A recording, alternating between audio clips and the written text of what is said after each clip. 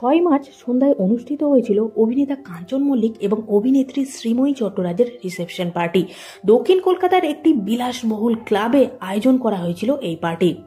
বিয়ের রিসেপশনে উপস্থিত ছিলেন টলিউডের বেশ কয়েকজন সেলিব্রিটি। সেই তালিকায় ছিলেন শ্রাবন্তী চ্যাটার্জি থেকে শুরু করে মিমি চক্রবর্তী, শিবপ্রসাদ নন্দিতা সহ গুটি কয়েক অভিনেতা অভিনেত্রীকে দেখা গিয়েছিল এই দিনের পার্টিতে। সেখানে শ্রাবন্তী চ্যাটার্জিকে দেখা গেল ঢোকা মাত্রই কাঞ্চন এবং শ্রীময়ীকে আলিঙ্গন করতে।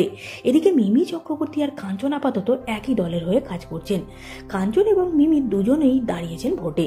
দেখা গেল কাঞ্চনের বিয়েতে এসে বেশ উৎফুল্ল ছিলেন মিমি চক্রবর্তী।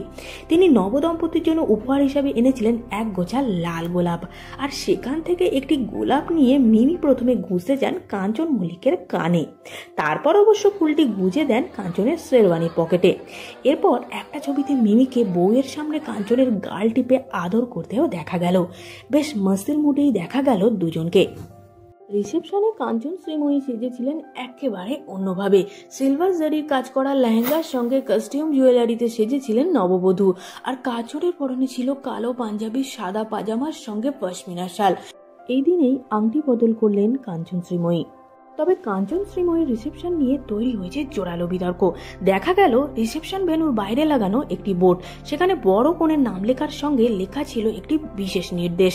সেই নির্দেশ হলো মিডিয়া, বডিগার্ড ও ড্রাইভারদের প্রবেশ নিষেধ।